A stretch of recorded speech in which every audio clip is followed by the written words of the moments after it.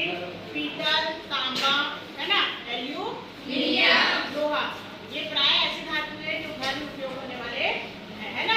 और महंगी धातु के रूप में क्या पाया जाता है, जो आभूषण के रूप में उपयोग किया जाता है, सोना, चांदी। ठीक है, तो ये धातुएं क्या होती, कठोर होती है, इनमें भंगुरता का रूप नहीं पाया जाता, यानी कि इसको ठोकेंगे पीटेंगे तो आसानी से इसको सहन करने की क्षमता पाई जाती है, या तो इसको आघात करने का भी कर सकते हैं, यानी इसमें आघात से झेलने की धातु उसके बजाय क्या होती है, ये कठोर नहीं होते हैं तथा ये भंगुर होते हैं, यानी कि जैसे कि ये चाक है ना, इसको अगर मैं टूटूंगी पकड़ के तो ये क्या हो गया, आसानी से ये टूट गया, यानी कि ये भंगुर है।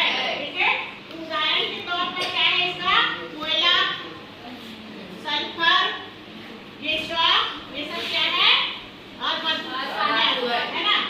उसके बाद तीसरा पॉइंट है, यह चमकदार होते हैं, तो धातुएं चमकदार होती है, इनमें चमक का गुण पाया जाता है, जिसमें दो धातु ऐसी है जैसे कि सोना और चांदी।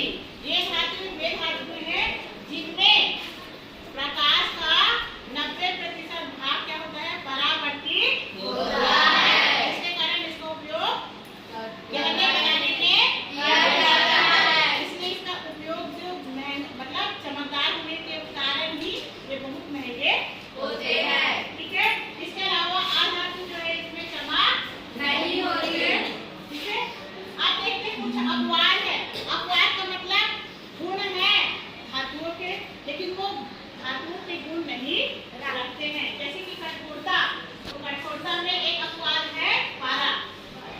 पारा एक धातु है, ठीक है, जिसका संकेत Hg, इसको लैटिन भाषा में हाइड्रोजन के नाम से जानते हैं। ठीक है, यह एक ऐसी धातु होते हुए भी अधातु का गुण प्राय है, इसलिए इसका उपयोग थर्मामीटर में किया जाता है। यह धातु होते हुए भी सामान्य कमरे के तापमान पर क्या होता है, वह मतलब इसमें प्रसार का गुण पाया जाता है, किसका गुण, प्रसार करने का गुण पाया जाता है। पारा में क्या होता है, प्रसार का गुण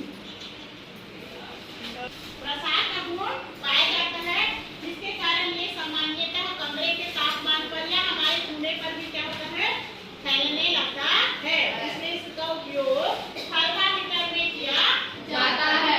ठीक उसी तरह से अधातु के कुछ अपवाद है, ठोस, द्रव, गैस में, जैसे कि ठोस रूप में है सल्फर, है ना, सल्फर क्या है, अधातु है, लेकिन इनमें कुछ चमक पाई जाती है, ये ठोस अवस्था में पाए जाते हैं।